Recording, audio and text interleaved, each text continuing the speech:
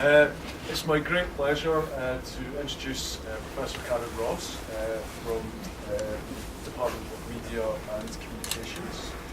Karen is Professor of Media and Public Communications, and she's also Faculty Director of Postgraduate Research in Humanities and Social Sciences. Karen teaches political communication and gender and media. She's written extensively on the relationship between women politics, media, gender and media, and the media and the public.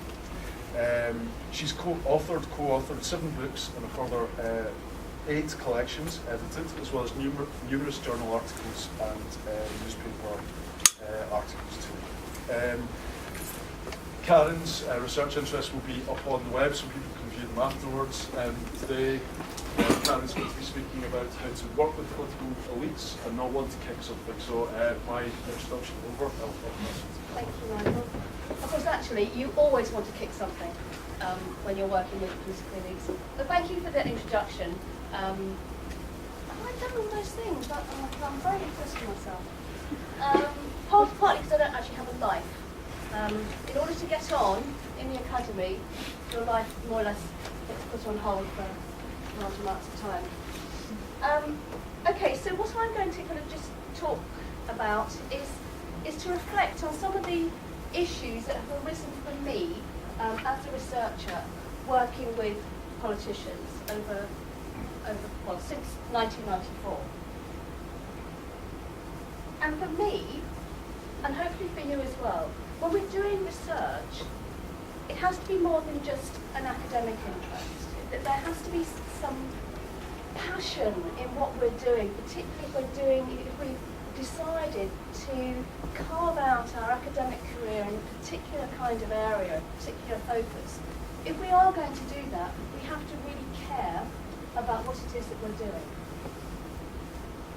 So what I'm going to be talking about is just saying a little bit about me, how I came to do what I'm doing, a little bit about the body of work, and then something about what I think are the elements which make up a good researcher and good research. Okay, so 20 odd years ago, this was me. I think I don't look hugely dissimilar now, apart from the hair colour. And this was me 20 years ago when I stood for election for the Labour Party in Warwick District Council. And in that process, it became very obvious to me that how I was framed by the local media, particularly the local newspapers, was really different to how everyone else was framed. This is how it felt to me, that I was framed very much in terms of my sex as opposed to my politics. And I started to think at that point, well, I wonder if my little small experience was something which was shared by other women in national political environment. And that sparked my interest in looking at that relationship between sex, gender, politics and media. And the first piece of work I ever did looking at this relationship was in 1994, when the very tragic death of John Smith, then the leader of the Labour Party, prompted leadership election. At which point, as we know from history, this man won the leadership election. Even though this woman, a slightly fuzzy image, Margaret Beckett, was at the time deputy leader, had lots of experience, but actually, in terms of the media's coverage of the leadership election, she was absolutely nowhere. She was never considered as a legitimate or credible candidate. The other person in this, the other main person in the leadership contest was John Prescott. And history has also written him somewhat out of the picture. Okay, so the body of work, the various things I've been doing in this large, in the larger corpus, these are the milestones of things that I've done which look at this relationship. And I've looked at it in 3 different ways. Firstly, by doing kind of newspaper analysis, and looking at how newspapers cover politicians and the political process. So I've done a number of newspaper studies, nearly always at times of elections.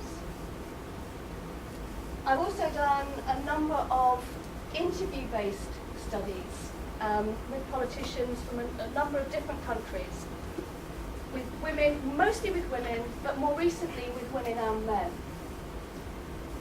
And I've often, when I've presented my work, particularly up to the point where I started interviewing men, I was often asked, you know, why I was only interested in women parliamentarians' experience.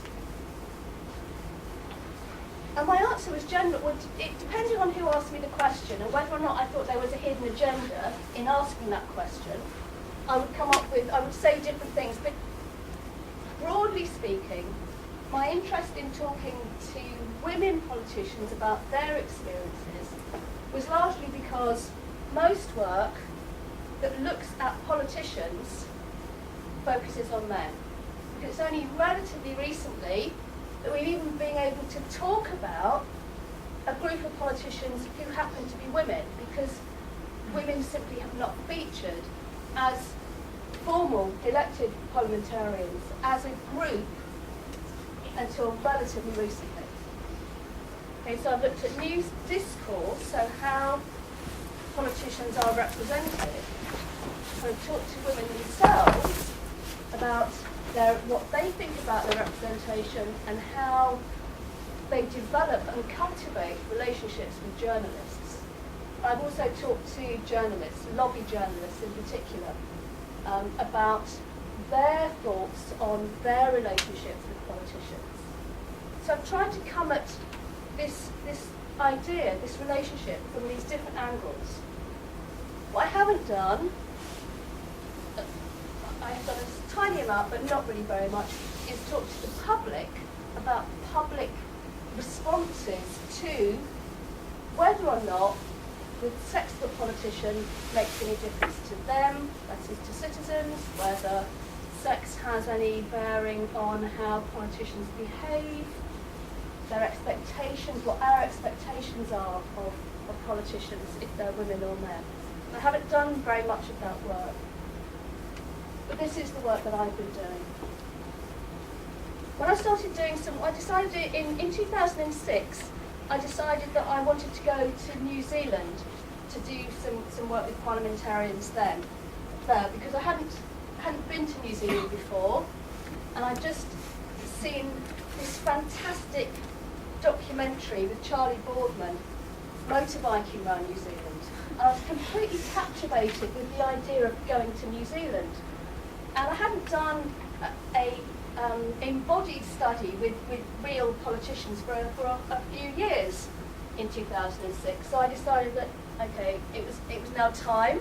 I was going to go to New Zealand the following year, and I was going to motorbike around New Zealand as well. So I did actually learn to ride a motorbike in 2006.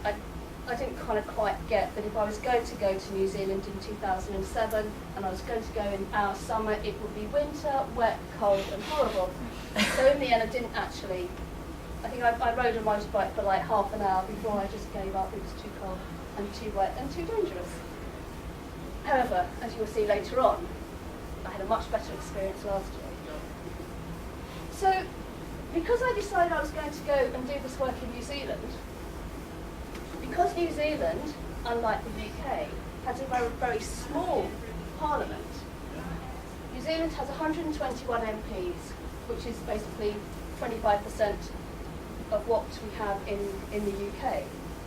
And I couldn't afford to go to New Zealand for 10 weeks, which is what I did do, and only interview women, because the hit rate of emailing, or at that point, writing letters to parliamentarians hoping that they would respond positively, is, from my experience, is about 20%.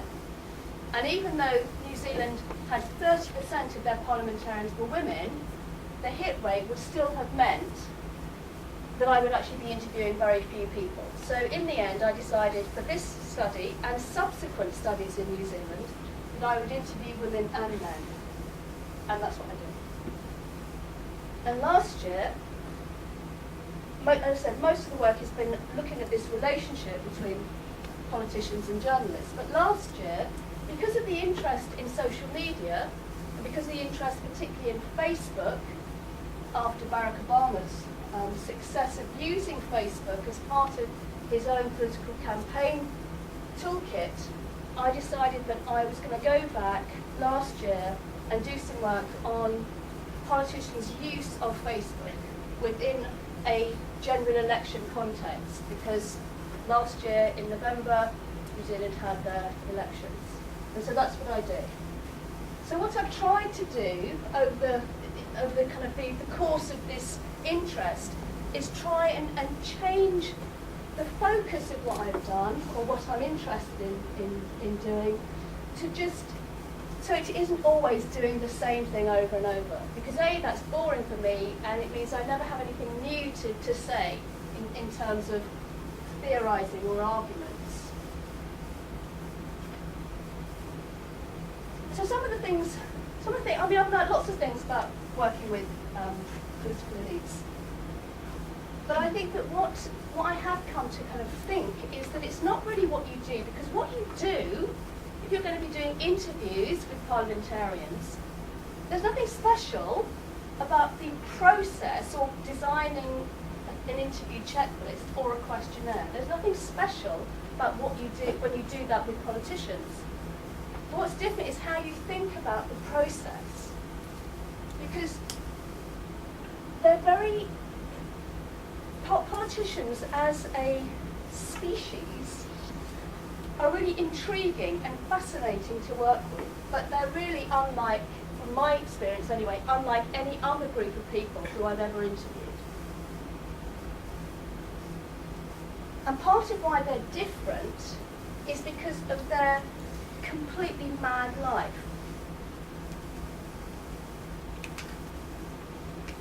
And you have to be really tenacious, because people will just fob you off, they won't reply to you, you have to keep on. And currently, this is one of the great things about email, because in the early days when I first started, it was letter writing, writing letters, just waiting for weeks, months for people to come back to you. Whereas now email is really quick, and certainly for kind of contemporary politicians, they all have an email address. Whether or not they respond themselves is something else. But you can actually be quite tenacious. You can just email people regularly, reminding them that you've already emailed them 3 times already, and is there any, you're not going to email them for a 4th time. If you don't hear from them by X, you're not going to continue. And the issue about politicians is you have to kind of try and make it either worthwhile for them, or you have to try and embarrass them into agreeing to see you.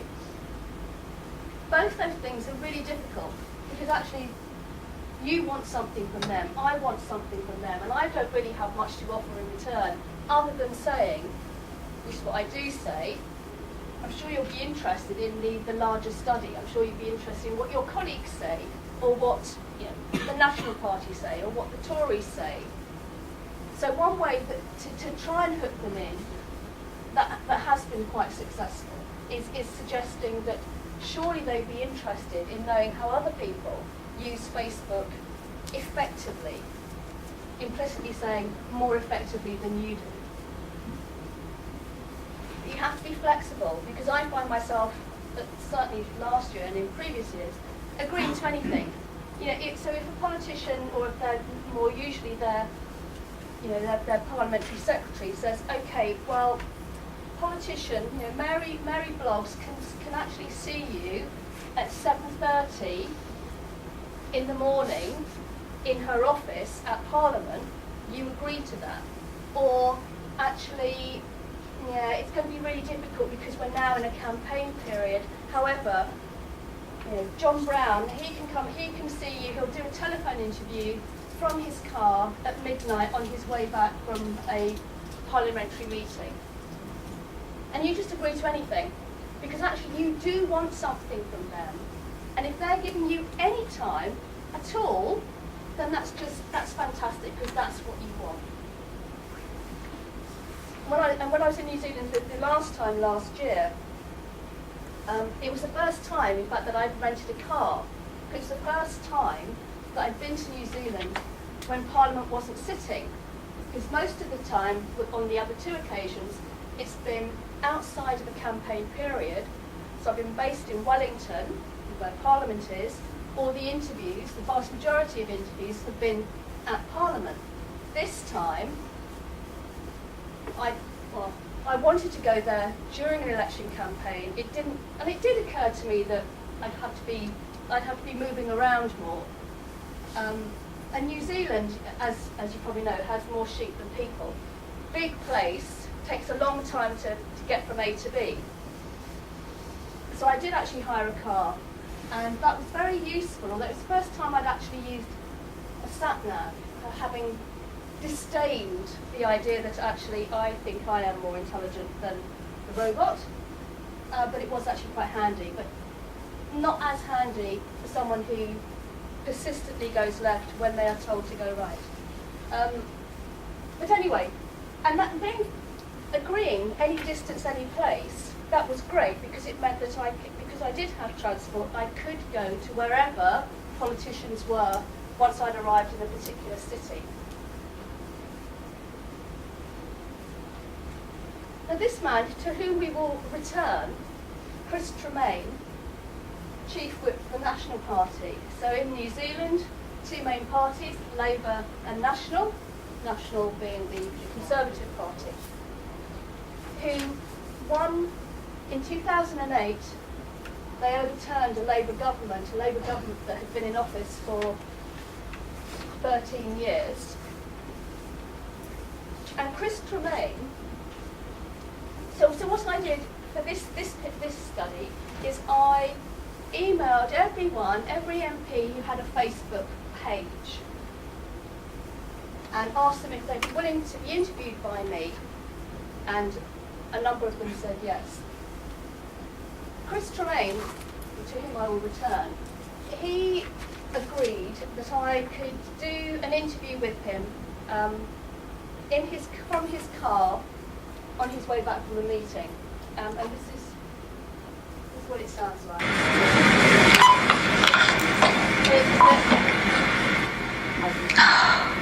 Can you hear me?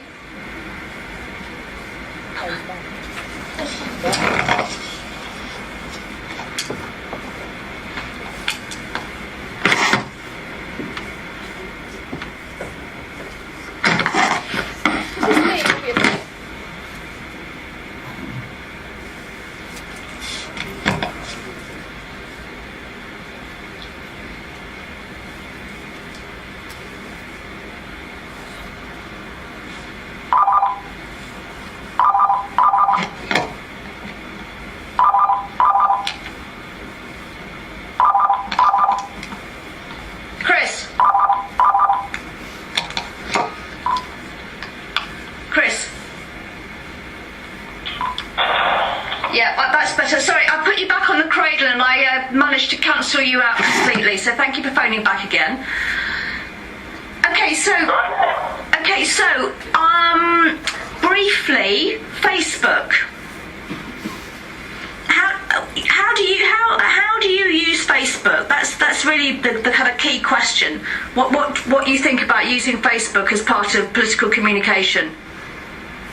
I use Facebook as an excellent tool to be able to publish what I'm doing on a daily basis.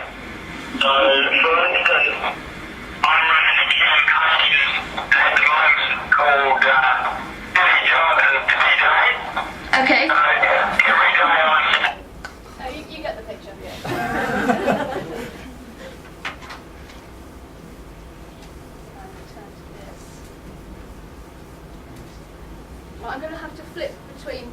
But you can see this, okay, can't you? So, okay, so even when I was really pleased to get him to be interviewed for a number of reasons, but so you have to just agree. I will actually listen to that more carefully, and I do remember what he said, but you have to kind of compete with, either that or being in his car, or coffee machines, or people talking over you, whatever it is. It doesn't matter, because what matters is that you actually want to get something from them, and if what they have to offer is at 10 o'clock at night from their speakerphone, then that's what you go with.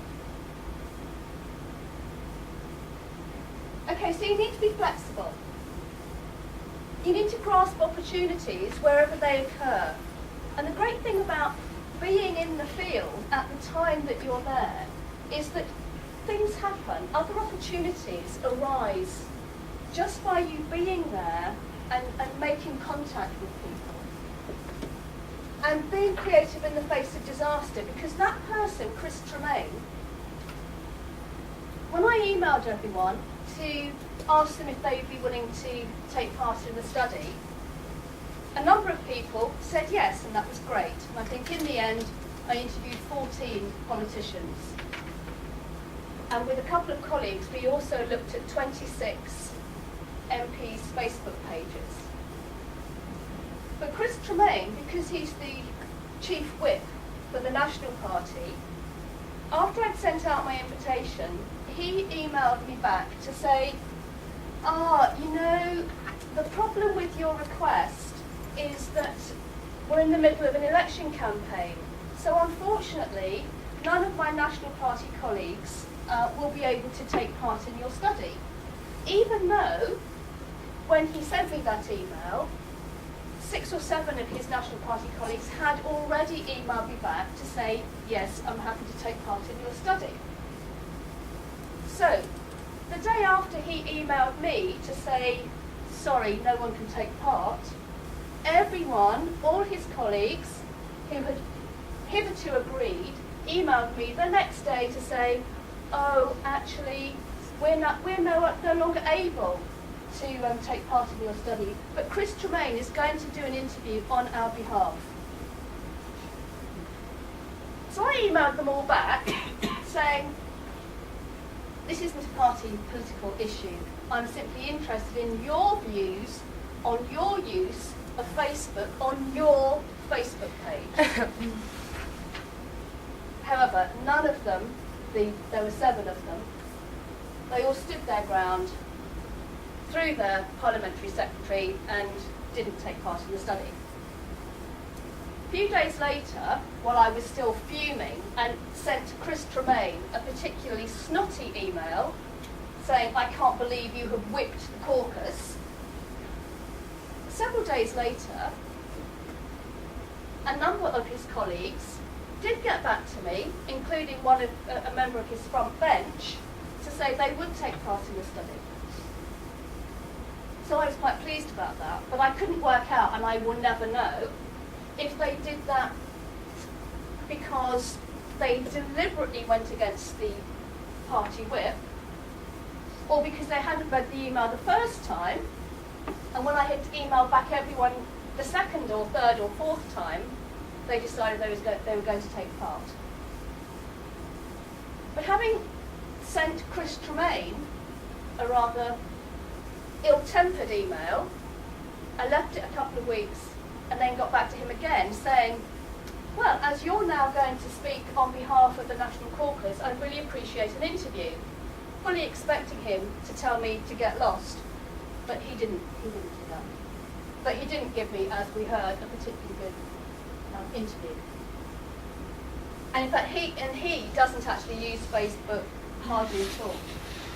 So, and you have to be thorough, because one of the mistakes that I made in planning my trip to New Zealand is I took at face value the parliamentary calendar, which said, and while I should have realised this, that it was not true, that the election was on November the 26th, which is a Saturday, and the parliamentary page for sittings said would be dissolved on something like the 4th of November. Now we know for our own elections that Parliament is dissolved at least 6 weeks and possibly more before the date of a general election. So I should have realised that actually the parliamentary website was wrong. But I did time my visit so that I would be there for the 3 weeks, 4 weeks actually, prior to the election. So I should have checked my facts and made sure that I was there at a time when I could actually spend time in Wellington.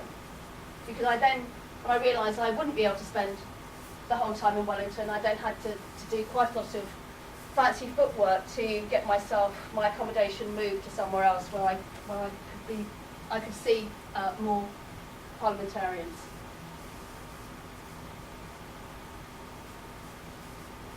And I think you have to be quite audacious. And in fact, in January this year, Theresa May organised the first all-party women's group. They had their first meeting, I don't know, in early January. And that meeting was on the subject of women politics, women politicians and the media. And the guest speaker was Janet Street-Porter.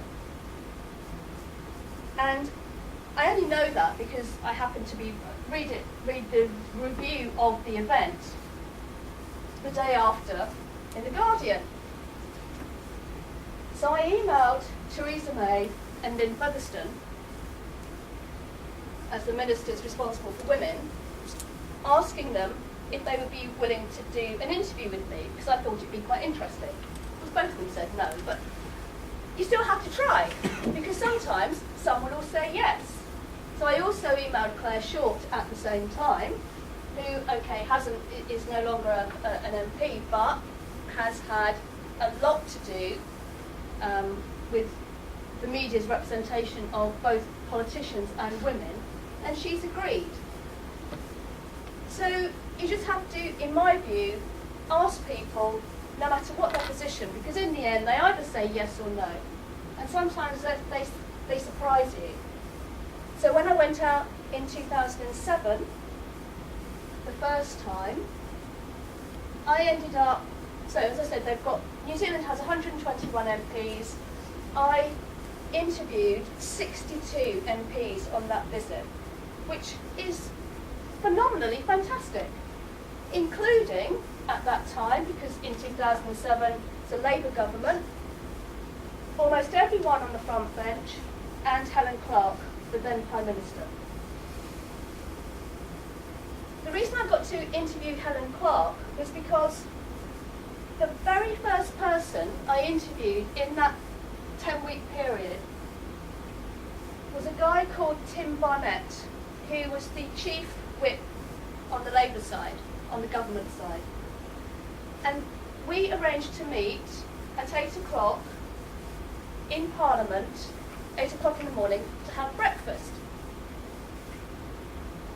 And it was my first time in the New Zealand Parliament. So I turn up at the side door, as it's called. Guy on reception phones through, Tim then comes down. As he comes down the stairs, there's no one else around, it's just me and him. It's 8 o'clock in the morning, nothing really happening. He comes towards me, hello. And the first thing he says is, "You're far too young to be a professor," which obviously I was completely flattered by. And secondly, "My mum lives in Rugby." And turns out, obviously, that he's British, been in New Zealand for quite a long time. His parents live very close, in fact, to where my parents live. We had porridge for breakfast, of course. Porridge and tea, as you would, to Brits in New Zealand at 8 o'clock in the morning. The point about that story is that he and I, for whatever reason, just completely hit it off. And from that point, given it was the first person in my whole visit there, he did everything he could to get me interviews with various people, including Helen Clark. I stayed with him and his partner. He took me for dinner. We had dinner in the top floor restaurant at Parliament, which basically is the preserve of the parliamentarians. He got me a security pass, which meant that I could wander around at will. It was wonderful and completely serendipitous. And one of the great things that I really enjoyed, continue to enjoy about doing work with parliamentarians is that, well, research generally is the serendipitous nature, that sometimes you just meet someone who just opens these doors for you. But then you also have the Chris Tremain experience where for no reason whatsoever, people make it really difficult for you. But you do have to keep a poker face because politicians, as with anyone, can surprise you. So who would think that Theresa May is a feminist? I, for one, would not have said, if I was asked, who do you think of being a feminist politician, Theresa May would not come to mind straight away. However, here she is, telling us all that she's actually a feminist.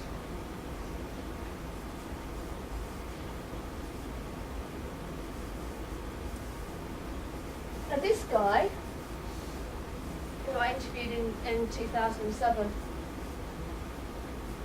really interesting guy. New Zealand first. So New Zealand, it basically is a two-party country, National and Labour, and with a number of smaller parties. And as we saw in our own elections in 2010, smaller parties can often be the kingmaker. I need to find actually a gender neutral term for that. Anyway, someone might suggest it at some point. Doug Woolerton, so New Zealand First, very small party, right-wing party, so a natural ally to National. Really interesting guy, and again, I interviewed him a couple of times, but in 2007, my first interview with him,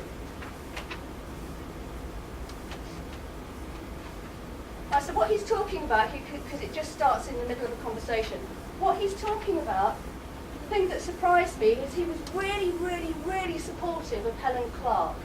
And he's just in the middle of an example where he's basically saying, he's trying to argue how clever women politicians are in relation, in terms of how they perform politics. And here he's actually talking about Helen Clark, who in principle should be his arch enemy. So it's both what he says, the content of what he says, and how he says what he says.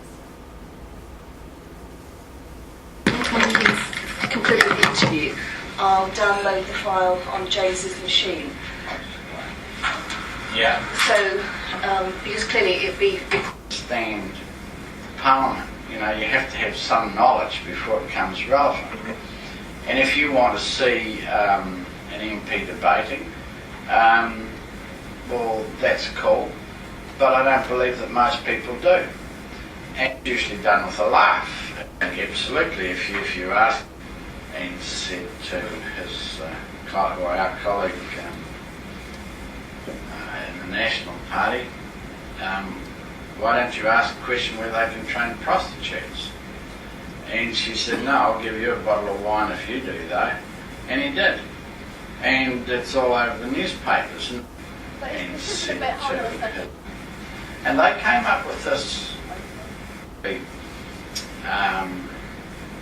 I'm a huge admirer of women, and I'm a huge admirer of the Prime Minister, because women do things that men don't do, and always have done, always will do, far more attuned to people, and I just love that. It just absolutely fascinates me. And we had a thing here, I don't know, 5 weeks ago. Were you here when the Section 59 debate was on? No. Well, we have a section. Do you know what it's about? No. We have a thing in our statute called Section 59. And it says that if you have damaged your children or whatever, you can go to court and you can plead. Section 59 is that you're allowed to use reasonable force. This is a smacking debate. Yeah, well, the smacking debate's not actually what it was, but that's But what this is how it's been characterised. that's what it was called. Section 59. And I was for getting rid of it because it allowed criminals to get off. But in actual fact, people call it the no smacking debate. Now, Helen Clark and H2, as they call it, Heather Simpson, whipped the Labour Party to agree to get rid of Section 59, and then the numbers were all over the show.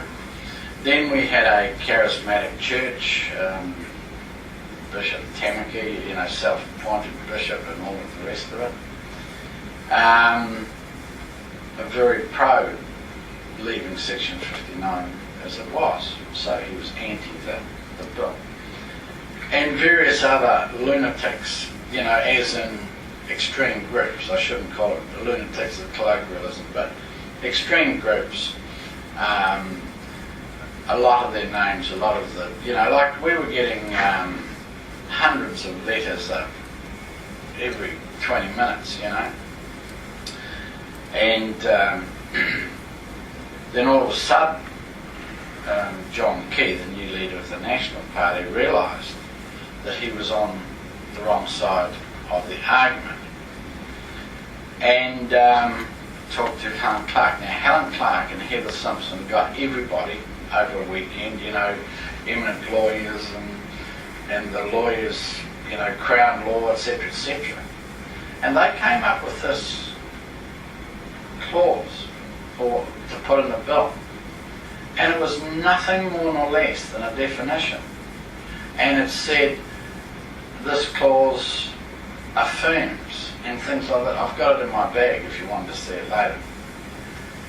And they had a press release, and they came out with this, and John Key said, yeah, that's acceptable. They put one word in there that he wanted, and I forget what it was. That's all. They did everything.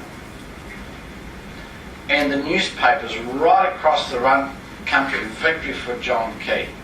What a clever man, what a wonderful man. They had clauses to amend it too. He whipped the whole of the National Party to agree with Helen Clark. Totally. Not one person in the National Party voted against it. Now who won? Helen Clark won. Only a woman can do that. A man, and you say yes, absolutely. A man wouldn't know what the fuck I was talking about. Amazingly clever. But that's not the point. What the hell were the news media doing? And I said to some of them, one of the things that's quite refreshing about interviewing politicians in New Zealand is they F and blind constantly, without any shame. And if you think about doing an interview with David Cameron, I'm not sure, well, he probably wouldn't use that language, but I just think these politicians, and particularly politicians in New Zealand, they're just different in terms of their levels of engagement with people like me, i.e. researchers. Very different, much more informal, much more candid in many ways. But he was just a really interesting character, and it just makes me laugh that he's now a media consultant. He's now a political consultant. He's now self-styled himself, having been kicked. Well, he actually stood down, and that his party, New Zealand First, doesn't actually have any MPs in the current Parliament. So you have to be tenacious, you have to have your poker face, you have to just not, if someone, if your interviewee says something which is so extraordinary or unexpected, you're just there, nodding as if it's the most normal thing in the world to just use the F word in a formal interview. But you also have to be very humble, which for me does not come naturally. Being humble is not something which I do very often. But you learn to be humble when you're doing work with politicians because you're constantly put in your place. You're constantly being made to wait for ages before someone, even though you're there at the time that everyone has agreed you're going to be there at 10 o'clock, and it's 5 past 10, 10 past 10, half past 10. And sometimes you still don't end up seeing the person who everyone has agreed you will be there to interview at 10 o'clock. And so you then very politely rearrange with the PA or the secretary to rearrange the interview. Or you just wait. Or you just go and follow them round, all of which I've done. Or you go and sit while they're having their breakfast or their lunch or their dinner or on their way to somewhere, so you're there sticking a microphone or your dictaphone in their face as they are walking from one place to another place. One interviewee this time round, one of the Green MPs, really passed the Twitterati.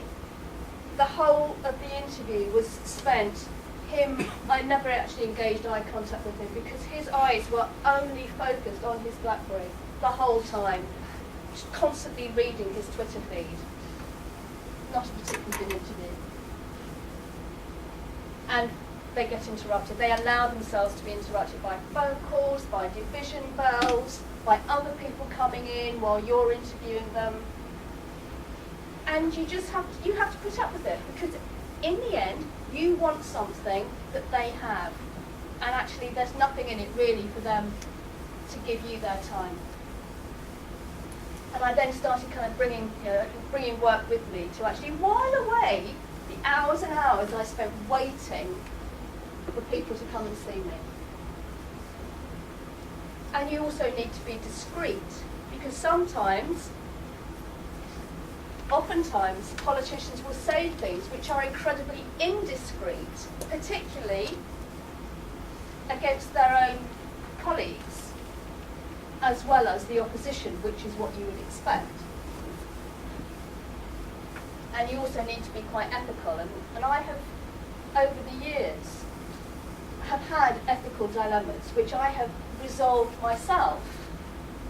But sometimes, when you go into the research setting, when I've been into the research setting, as someone, as you saw from the very beginning, as someone who is left-leaning, supporting kind of Labour policies, although that's actually a bit less possible nowadays, as we don't actually have a Labour Party. Anyway,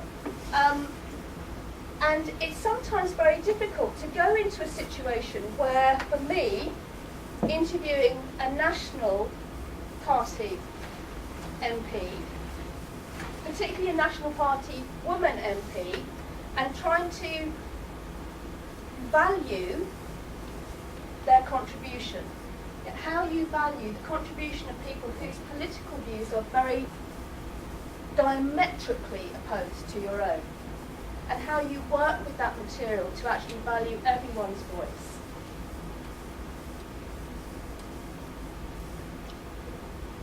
We talked a bit about things that you have to be and the things that you have to do. So the planning is really important, and if you're going to be doing work, particularly if your work it is going to be abroad, and you've got to do lots of planning. Actually, you can plan a lot in advance, but as I said, quite often it's not until you get there, wherever there is, that you actually firm things up really. Because it's just amazing how much time, you can agree in January with an MP that you will come along and do an interview in June, but actually that often, so they can say that, and you can even agree a time and a place all those months in advance. But often, the week before the interview, something has come up, because parliamentary life, like academic life, you think you know what you're going to be doing in 6 months' time, but actually, the week before, the day before, the morning of the interview, something else happens. And so all bets are off. So you should be planning in advance, but actually, often things just happen at the last moment.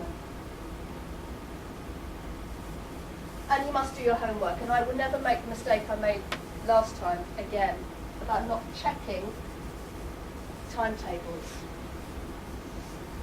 What people really like, what politicians really like, is that they really like when you come to interview them, that you can say, oh, I saw you in the House yesterday, that was a really good question that you asked, such and such.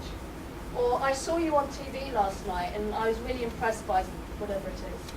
They really like that, as we would really like that. So one of the things that I did get into the habit of doing when Parliament was sitting in the Strangers' Gallery and observing who was asking questions, what the tone of the debate, so I could then say the next day or the following 2 days later that I could show that I was interested in that person as a person in terms of their professional and political sense, not simply, here I was, some woman over from England asking them a bunch of questions. And you get more out of people if you have already shown them that you're interested, you've done some homework.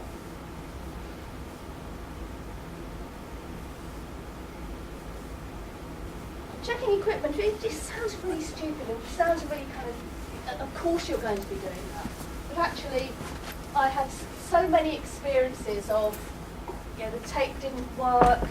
I didn't have that many. I had enough experiences of listening to a tape recording after I'd done it, only to hear complete silence because the battery had run out and I hadn't noticed. After that, I just made sure whenever I was taping someone with this kind of dictaphone, as you can see, because I can see the red light here, I would always make sure that it was completely in my visibility so I could see that it was actually recording.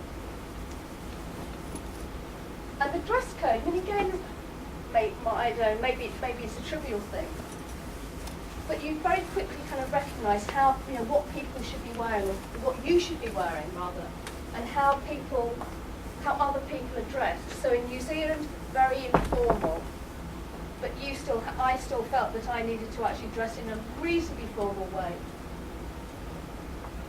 And I would often dress differently depending on who I was going to be interviewing.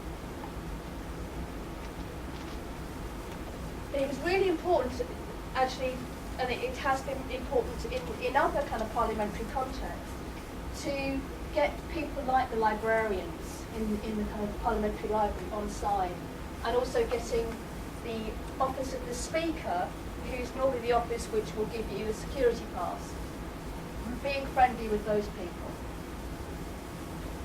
I did some work in South African Parliament, which is possibly the most complicated and occasionally terrifying experiences, where really you learnt after the first day of doing interviews in Cape Town that you needed to always have every bit of security that you had got, your letters of invitation, the names of the people who you were going to be seeing that day, your security pass, your passport. Different parliamentary complexes have different levels of security. New Zealand, you could basically do anything. You could go anywhere. Incredibly informal. And checking distances, and I just got put out so many times of not realising that the distance between different offices in the parliamentary complex. Plus, if you're actually hanging around waiting for someone for half an hour, which you hadn't actually quite timetabled, and you've got a series of interviews on one day, then that slippage then has a kind of knock-on effect on everyone else. And you do get lost, and then you forget to eat. Actually, I never forgot to eat.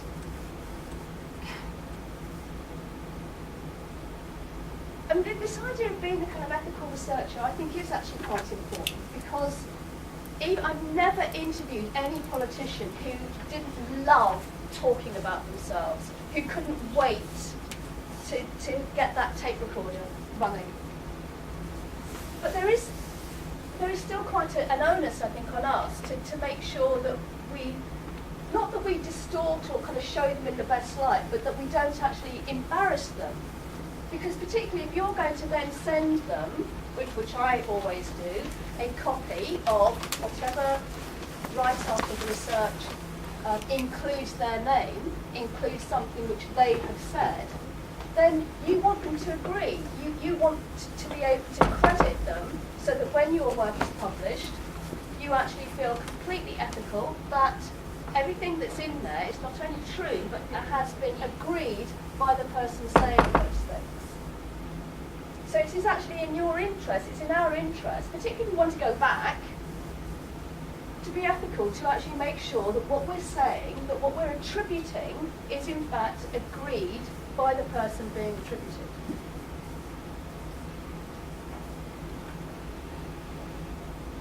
I think there are lines to tread when you're working with political elites, because it does matter what they say and what you say they say. I think this level of involvement is something which I have struggled with sometimes. And what I mean by that is that I sometimes thought, well, am I disclosing too much in order to encourage rapport?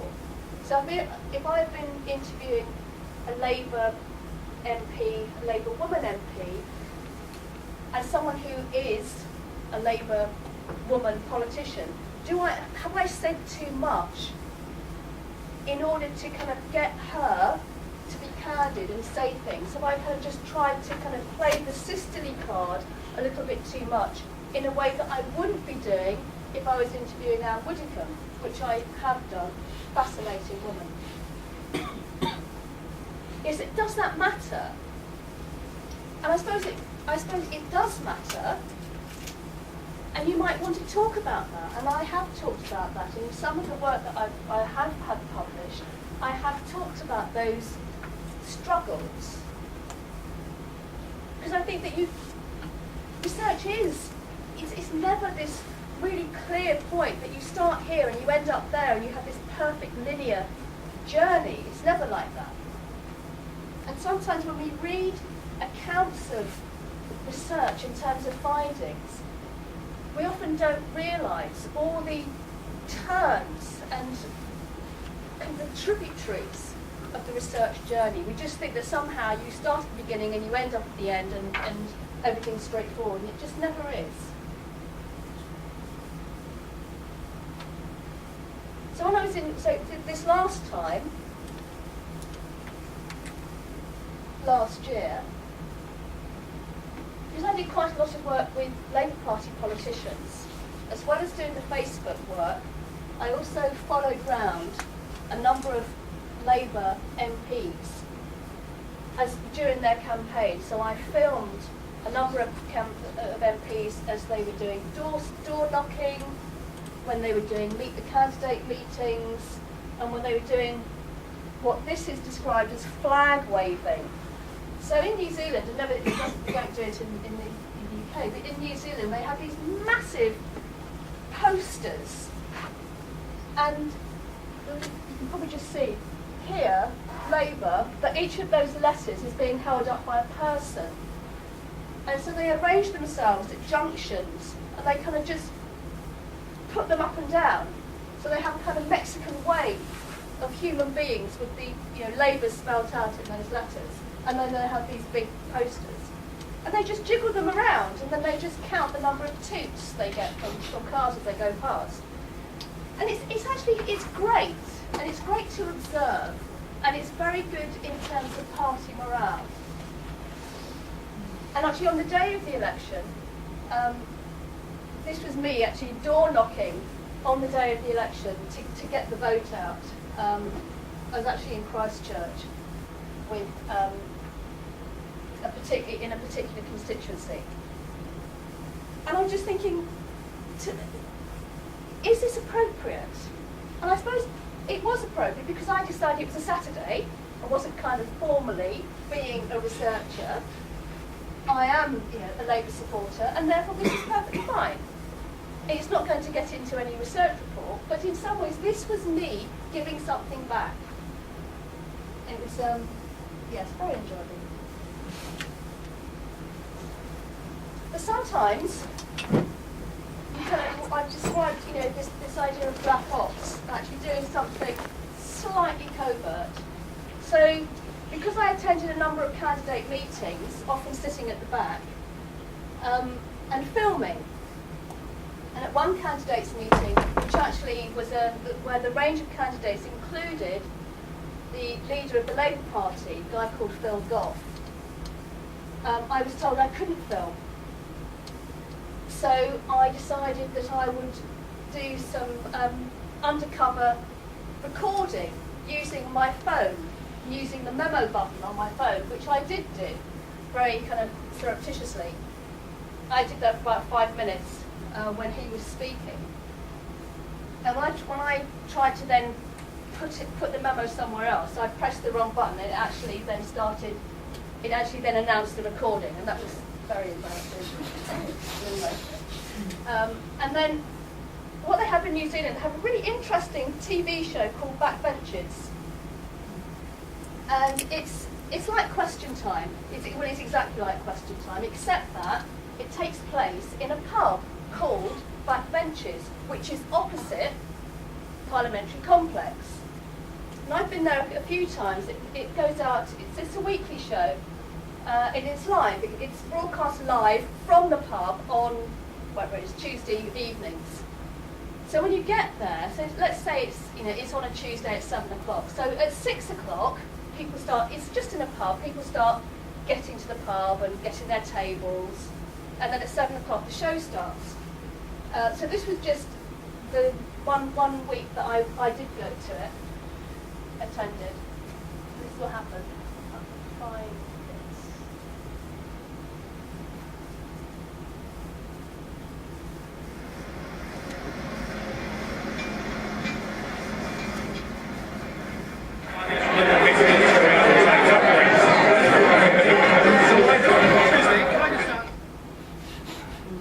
That was the sum total of my effort at trying to film in Backbenches.